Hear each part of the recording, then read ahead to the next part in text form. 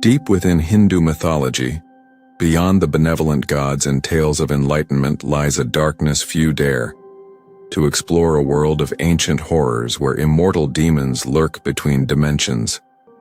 Vengeful spirits cling to the living, and gods of destruction dictate the fate of humanity with an unfathomable cruelty.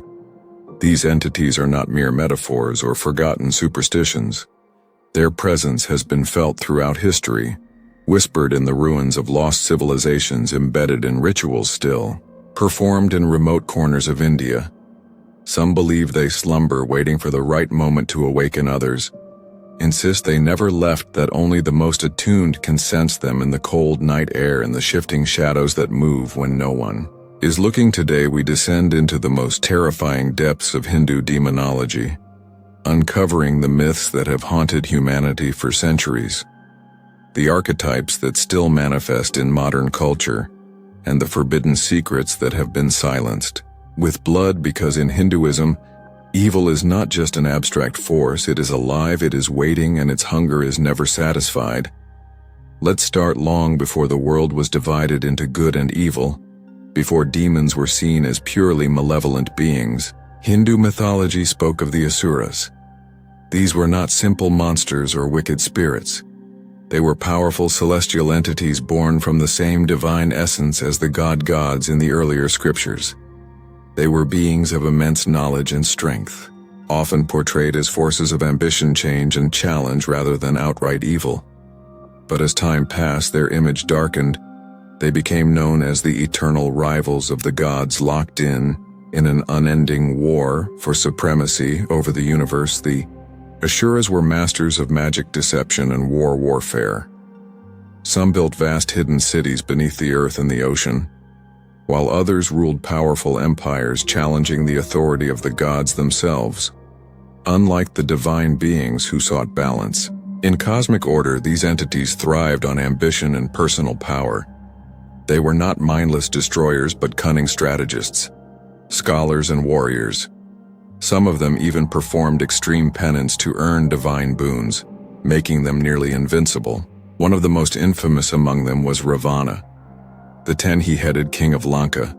He was not only a fearsome warrior, but also a brilliant intellectual, deeply versed in sacred texts and the arts of war. His hunger for power, however, drove him to abduct Sita, the wife of Lord Rama, triggering an epic conflict that would decide the fate of the world. Despite his immense strength and near immortality, he ultimately fell to Rama, proving that arrogance and unchecked ambition lead to destruction. Another terrifying figure was Hiranyakashipu, a ruler who sought to escape death entirely through years of intense devotion. He obtained a divine blessing that made him nearly impossible to kill. He could not die by human or beast during the day or night, indoors or outdoors, or by any conventional weapon, believing himself unstoppable.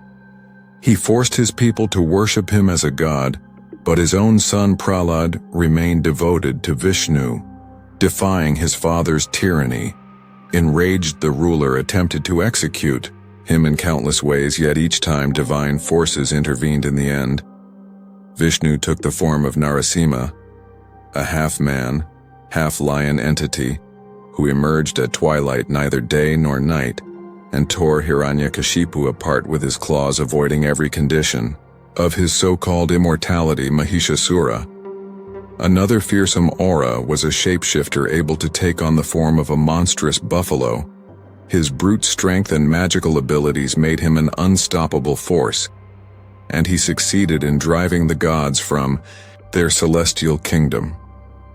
For a time, it seemed as if nothing could challenge his rule, but in response, the gods combined their energy to create Durga, the warrior goddess who alone could match his power.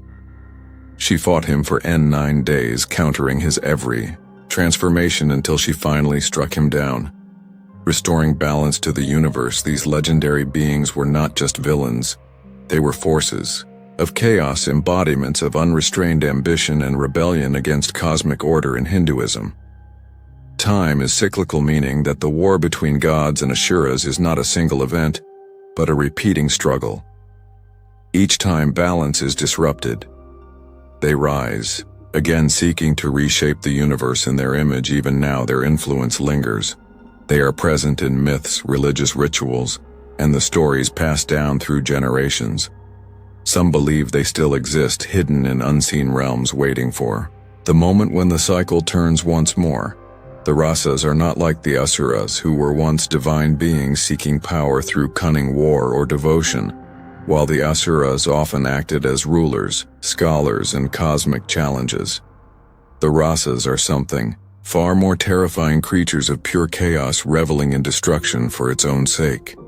They do not seek to conquer the heavens or reshape the universe. They exist to hunt, devour, and torment. Their thirst for blood is insatiable, and their very nature is defined by violence. If the Asuras represent ambition, twisted into rebellion, the Rakshasas are nightmares given form, shapeshifters, flesh-eaters, and sadistic tricksters that prowl the dark places of the world, waiting for the moment to strike. Ancient texts describe them as grotesque beings with jagged claws, twisted limbs, and burning eyes that pierce through the night. But their horror lies not just in their monstrous forms, but in their deception, masters of Mare, the art of illusion. They can disguise themselves as anything: a trusted friend, a beautiful seducer, even a holy sage, only to reveal their true nature when it is too late. Some of them can conjure entire false realities, trapping victims in nightmarish visions until their mind break, making them easy prey. Unlike the Asuras, who often have codes of honor or higher ambitions, Rakshasas care only for their own pleasure, delighting in war, suffering, and the taste of human flesh. Hindu mythology tells of their origins in fire and violence. Some stories claim they were born from Brahma's breath during a moment of divine fury. But instead of becoming protective of creation, they turned on their own kind, devouring the very beings they were meant to safeguard. Other legends speak of them as the cursed spirits of wicked men, warriors so consumed by cruelty in life that even death could not contain them, unable to move on. They returned to the mortal world, lurking in graveyards, dense jungles, and abandoned ruins, places soaked in death where the veil between the living and the damned is at its thinnest throughout history. Their terror has been felt across countless battles and epics. Rana, the 10-headed demon king, was the most infamous of their kind. Unlike most Rakshasas, he was not a mindless beast but a scholar and warrior, whose intelligence rivaled even the gods he mastered. The sacred scriptures performed great penances to gain near immortality, and built an empire of demons in Lanka. But despite all his power, his arrogance led to his downfall when he kidnapped Sita, the wife of Lord Rama, igniting a war that would end in his destruction. His brother Kumana was another monstrous figure, an unstoppable giant cursed to sleep for months at a time, only to awaken with an insatiable hunger capable of devouring entire armies in a single battle. Then there were those like Tadaka, once a beautiful woman, now a nightmarish entity haunting the forests, killing and consuming anyone who dared enter her domain. Even the gods feared her, and it was only through divine intervention that she was finally slain by the young Rama. Yet not all Rakshasas were irredeemable vibish. The brother of Rana chose a different path, abandoning his monstrous kin and aligning himself with the forces of righteousness. But such cases were rare. Most of his kind remained as they always had been: merciless warlords revving in bloodshed and destruction.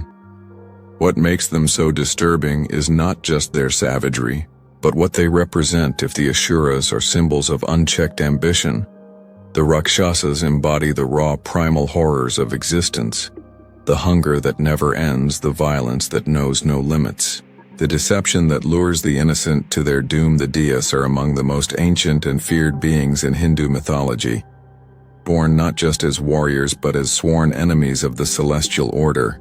Unlike the Rakshasas, who thrive on chaos and destruction, or the Asuras, who seek dominion through ambition and strategy, the Diyas are a unique lineage of titanic beings, deeply rooted in the cosmic struggle between gods and demons. They are the descendants of the goddess Diti, and the great sage Kiapa, making them direct relatives of both the gods Devas and their eternal foes, the Asuras. However, unlike their Asura kin who sometimes negotiate or form alliances with the gods, the Dyers are almost always at war with them. Their hatred for the celestial order passed down through generations. Legends say that Dti, their mother, was consumed by sorrow after seeing her other children slain by the gods in her grief. She vowed to give birth to a race so powerful that it would overthrow the heavens themselves. Her wish was granted, but the Ds, though born mighty, were cursed to be locked in perpetual conflict with the Daras, ensuring that their existence would be defined by endless war. Unlike the more trickster-like Asuras, the Dyers were often seen as giants, being of overwhelming physical strength, capable of shaking the very fabric of the universe among their ranks. One of the most feared was Hiranyaksha. His name, meaning golden-eyed, reflected his greed and hunger for power. Unlike other warlords who sought to conquer the heavens, Hiranyaka took his defiance to an apocalyptic scale. He stole the earth itself. Using his immense strength, he plunged the planet into the cosmic ocean, intending to drown it forever in the abyss. The gods were powerless to stop him, and for a time it seemed as though creation itself would be undone. But his arrogance provoked Vishnu, who descended in the form of Varaha, a colossal divine boar.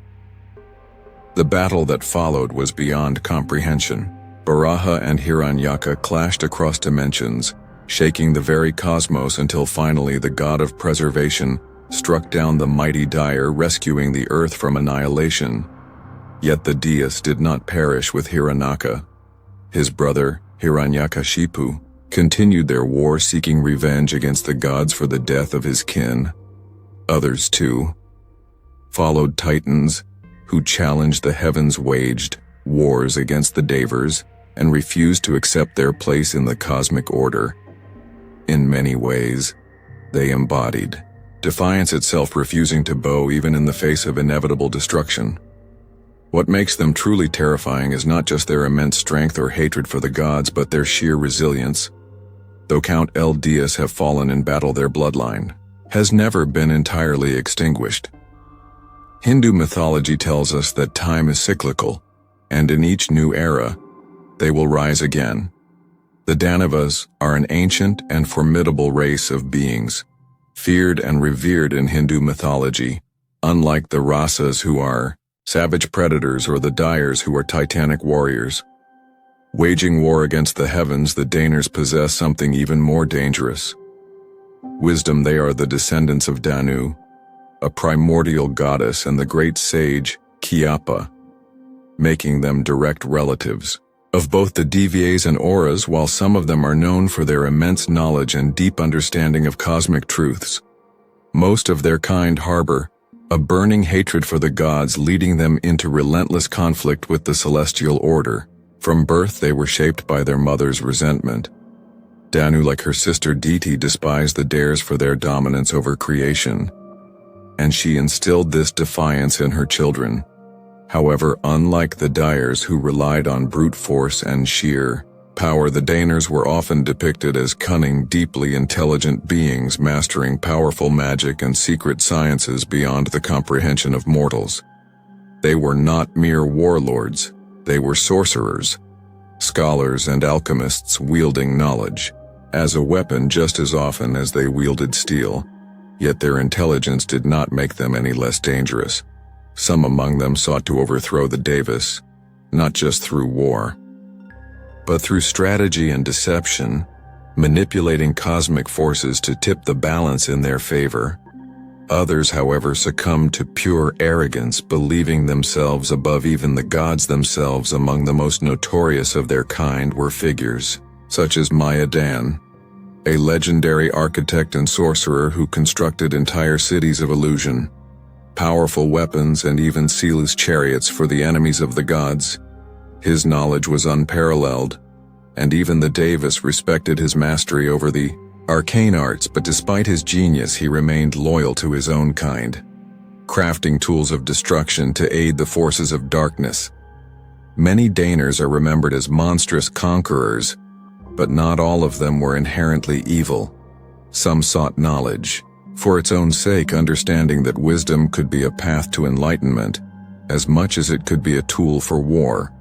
However, their natural opposition to the gods ensured that they were always seen as enemies of celestial order, unlike the Dyers who fought with raw strength. The Daners waged war through their mastery of the hidden arts, their ability to bend reality itself to their will.